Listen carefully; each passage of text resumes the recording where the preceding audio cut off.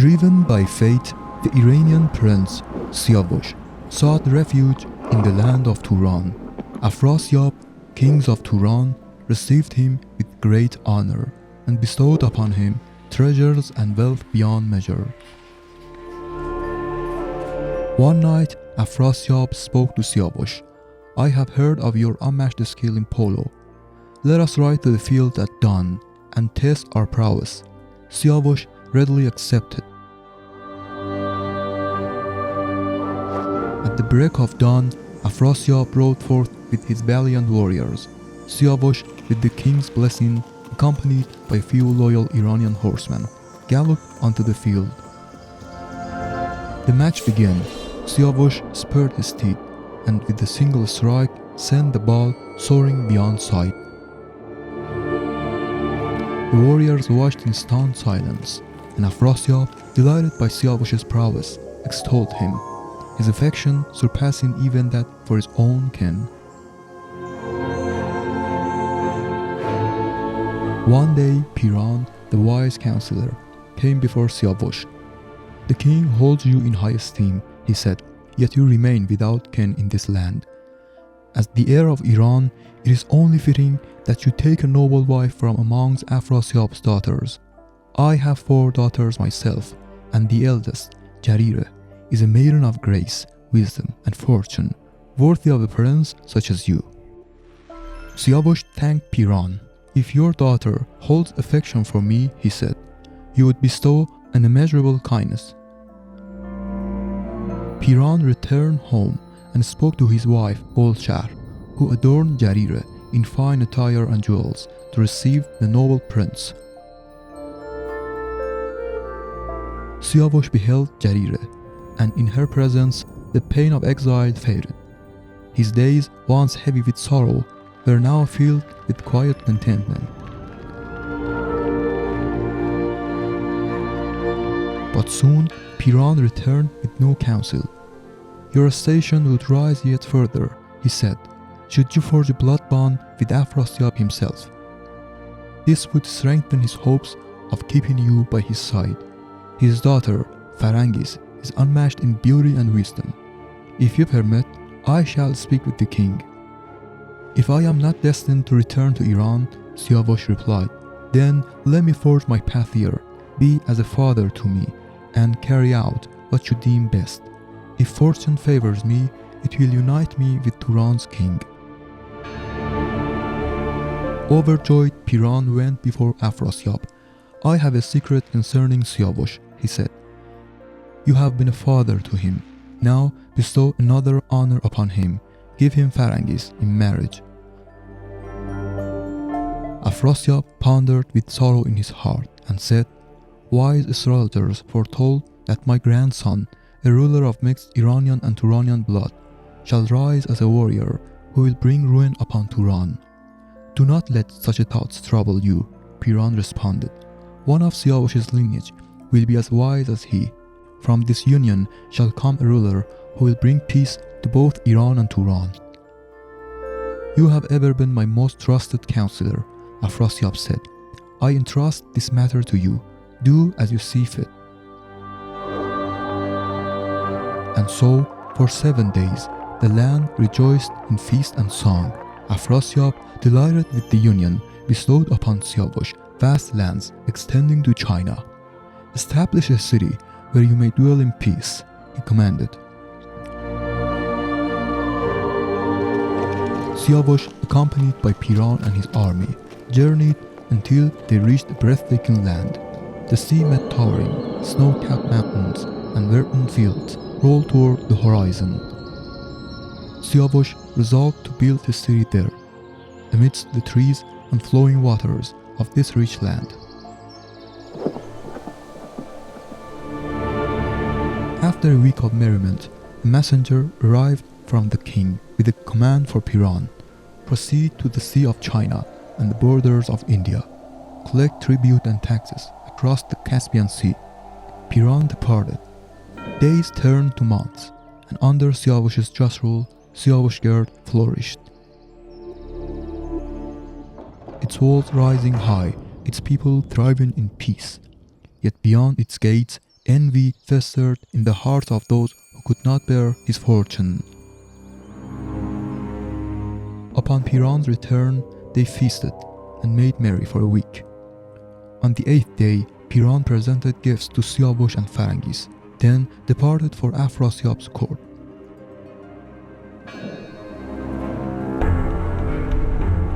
"How fares Siavush and his city?" the king inquired.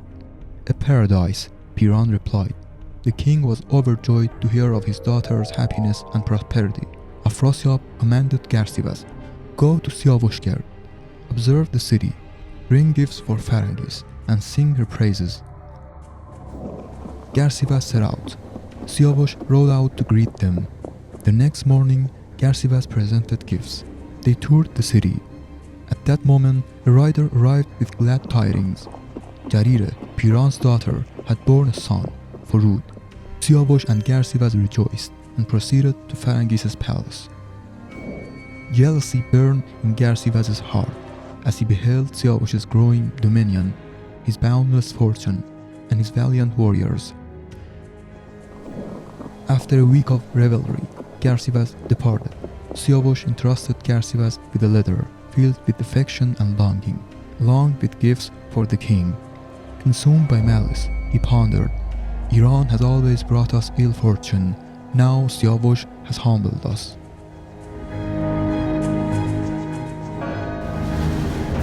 Garsivas presented the letter before the king.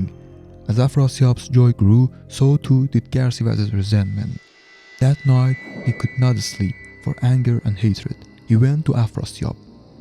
"Siavush occupies my thoughts," Garsivas said. "KeyKavus' messengers have been meeting with him secretly. Suspicious messages have also been arriving from Rome and China." The king's heart was heavy. "We shall ponder this," he said. Sometime later, Afrasiab summoned Garsivas. "Since my ominous dream," he said, "I have been reluctant to wage war, nor has Siavush ever caused us any harm. If Siavush seeks power, I can send him back to Iran." "If he returns," Garsivas replied, "our land is ruined, for he knows all your secrets." Doubt and fear poisoned the king's heart. At last, he ordered, "Go to Siavush and tell him we long to see him and Ferengis. I must see his intent with my own eyes." Garsivas rode to Siavushgerd. Siavush greeted him warmly. Garsivas conveyed the message. Siavush, unknowing of treachery, rejoiced. "We shall ride together to see the king." Garsivas thought, "I must sow distrust between Siavush and Afrasiab." Garsivas gazed at Siavush, then tears welled up in his eyes. "Why are you troubled?" Siavush asked. "I was reminded of the past," Garsivas replied. "When Tur slew Iraj, Iran and Turan have been enemies ever since. The king is deceitful, his heart filled with hatred for you." "The king is my friend," Siavush said. "He has honored me above all others." "Your heart is pure and untainted," Garsivas said, "but Afrasiab is a man of guile." "I shall go to him without an army," Siavush said, "to see why he is displeased with me." "It is not wise for you to meet the king now," Garsivas said. "You should write him a letter, pouring out your heart to him, so that his anger and hatred may subside. If his resentment remains, I shall send word." Siavush wrote, "O great king, Ferengis is ill. I must be by her side. When she recovers, we shall come to you with all our hearts." Garsivas hastened to Afrasiab. "Why do you write so?" Afrasiab asked. "Siavush heeds no one's words," Garsivas said. "He did not even read your letter. He longs for Iran. If you delay, he will attack you." Afrasiab, torn between fear and fury, wrestled with the prophecy that had long haunted his dreams, the whispers of treachery, the omens of ruin, and Garsivas' poisoned words ignited a storm within him.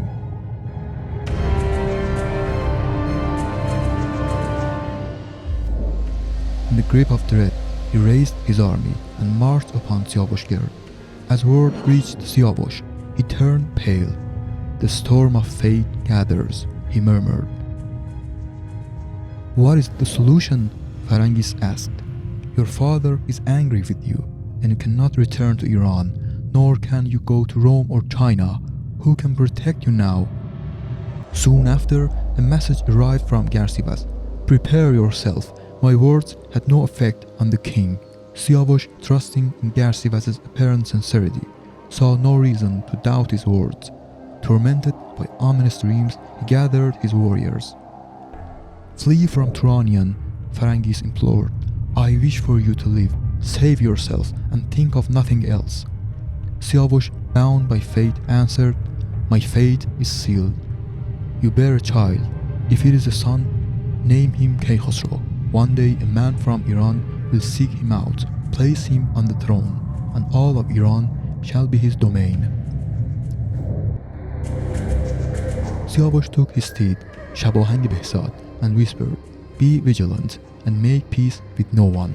When KeyKavus avenges me, you shall be his companion." He set off. He saw Afrasiab and his army in the distance, blocking his path.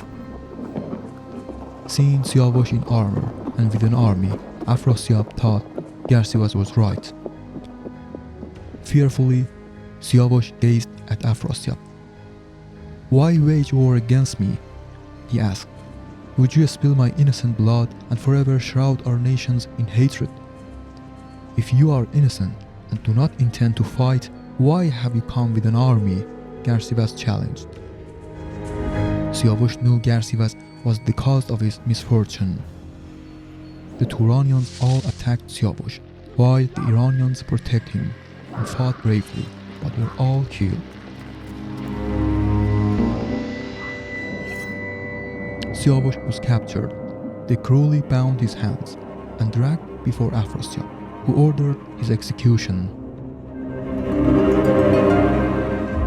Among the crowd, some urged delay, others demanded immediate execution. Ferengis, wailing and tearing at her garments, pleaded, "Father, why do you make me so miserable? Siavush abandoned his homeland of Iran and honored you, seeking refuge with you. What has he done to deserve this? You will regret this." Afrasiab ignored Ferengis and ordered Siavush's execution. The king's guard dragged him away on foot. Pilsam, Piran's brother, filled with pain, followed Siavush. "Tell Piran," Siavush said to Pilsam, "I had hoped for his support. Now I see no friend or helper around me, not even one to weep for my plight." When they had passed through the city, dragged Siavush to the plain. Garvi, the executioner, took a sharp dagger from Garsivas. Drew his dagger. Siavush, the noble prince, fell beneath his blade. As the blade fell, the heavens shuddered. The sun veiled its face behind black clouds, and the winds howled like mourning spirits. The very earth trembled, cursing the hands that had spilled innocent blood. Across the land, sorrow spread like plague, for a noble heart had been silenced forever. The Iranian prince fell into eternal sleep. Thus, in the cruel dance of fate, the wicked often rise, while the just are cast down, such is the inescapable nature of fate.